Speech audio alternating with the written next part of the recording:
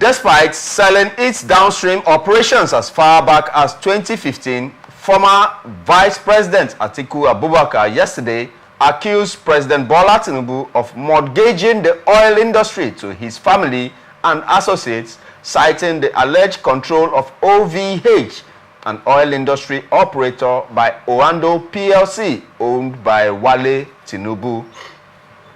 Atiku said he believed that even after Tinubu leaves office, it would be nearly impossible to break the shackles, comparing Tinubu's alleged integration of his business interests into Lagos public enterprises to his current attempts at the federal level. In a statement by his media aide, Paul Ibe, Atiku argued that just as Alpha Beta, Primero, and others act as Tinubu's proxies in Lagos, managing critical sectors and generating revenue for him and his family, he has begun to replicate this at the federal level. He expressed astonishment at the operations of the NNPC and wondered how the government-owned oil company has allegedly put its retail arm under the control of OVH, a company in which he said Oando, led by Wale Tinubu, owns 49%. Atiku regretted that his intention to privatize the NNPCL and increase its transparency has been overshadowed by what he described as the criminal hijack of the NNPC by corporate cabals around the current president. You have a first salvo before I ask any questions? Well, it takes a thief to catch a thief. Oh, he stole that from me. Now, there was also an interview with Wale Tinubu, and Wale Tinubu said outrightly that OVH was bought when, as of 2001, 2003, when the vice president then, which is Atiku Abubakar, was in charge of privatization. So he sold the company to the Tinubus during his term, the first term, as the vice president of Nigeria. Now, he is crying foul. And Wale Tinubu said that the company had been sold since 2015. So, how is Atiku's claim that Tinubu is hijacking the oil industry using OVH and NNPC when OVH has been sold since 2015?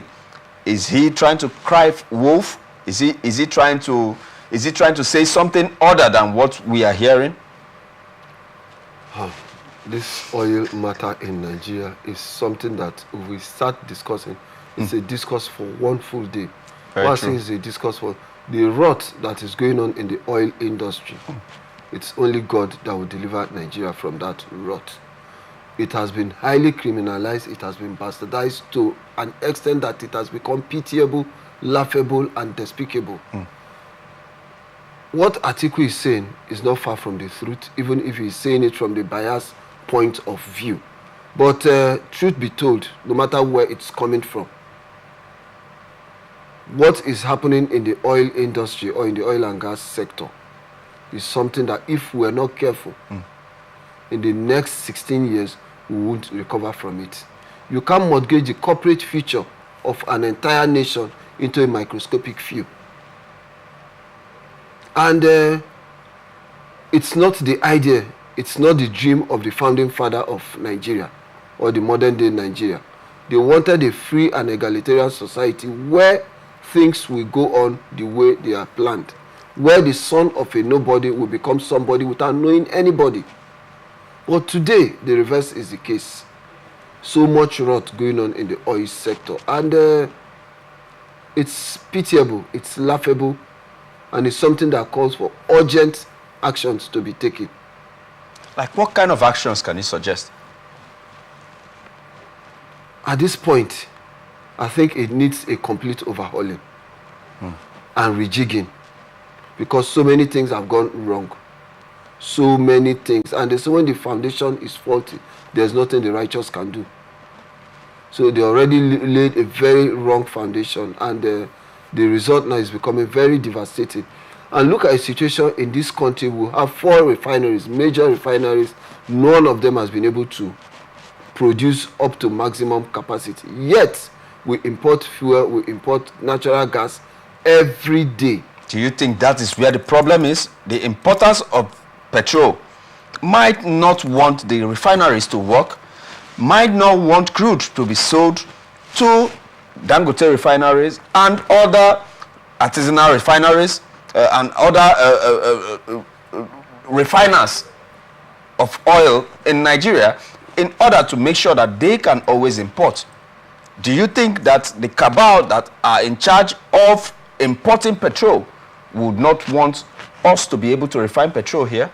Okay, can I crave your indulgence for one thing? Would you be kind enough to allow me respond to your question by asking you a question? Okay, but I do ask the questions here. Let me bridge the protocol. Okay, but it should be a rhetorical question. Yes. Okay. If you are an importer of generator in this country, would you allow power supply, electricity to be constant? You would not. So it takes someone who has a political will to muzzle you as an importer to soft pedal so that the power sector can work very well. So all we need is a government that has a political will to offend people, take critical decisions that will be in the overall interest of the federation. That way we can move forward. If not, we'll still be groping in darkness. That kind of personality, should he have an experience in the oil industry, or he should be a neophyte coming from the non-extractive industry to be able to stamp his feet down, or he should be a professional in that circle to be able to effect that kind of change that we need there? In life, nobody knows it all. All we just need is someone who has the political will, who has the heart to take very critical decisions. If you have professionals working with you, you have technocrats working with you, and they come up with ideas, and you look at it on paper that this is good, then you take the decision, take that bold step, no matter who is offended, no matter whose ox is God, so long as Nigerians are happy, you're good to go. So the most important thing is someone with the political will. Okay. We recently heard that there are different names that they called it, but the NNPC is going back to subsidy, giving orders by the presidency that they should, although there are other names that they called it, I don't want to delve into all that, but subsidy is finding its way back. What do you pretend that might be? What will be the effect? Is it going to bring down, is the price of petrol going to fall, or is it going to be business as usual? We'll be paying subsidy and still take petrol even at almost 1,000 naira per litre. Ken, yes, sir. To be fair to you, in all honesty, I think what they're just doing is going around in circle. Not until our refineries begin to work at optimum capacity, we would continue to go through this harrowing experience. Why? Our economy is import-driven, and it's putting pressure on the naira because of the huge demand for dollar to satisfy that foreign import. The only way is for our refineries to start producing at optimum capacity. The price will drop on its own.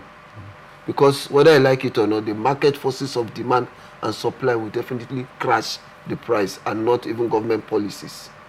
The only policy is that let these refineries begin to work. One, let us also allow people to establish modular refineries. Yeah. Let's also encourage businessmen who has all it takes to go into refinery. Then lastly, if the NNPC cannot manage the refineries, it has been proven all over the world that government cannot run businesses like this. Sell it at zero kobo to willing investors. Let them come in, look at it. A whole lot of work is going on in the NNPC, where people are collecting salary and doing nothing. So they do a personnel audit, cut down the wage, then look at how the refineries will work. If the equipments are obsolete, since as a young boy in my early days in the university, I've been hearing of turnaround maintenance till today they have been maintaining. Nothing has been able to come out of, or nothing productive has come out of all the maintenances. So I pray this should be the last one, so that we will start producing. Look at the refinery in Kaduna, it's a rot. Exactly. Look at the one in Warri. Look in Port Harcourt. Don't also remember, we have 2 refineries in Port Harcourt, exactly, making it 4.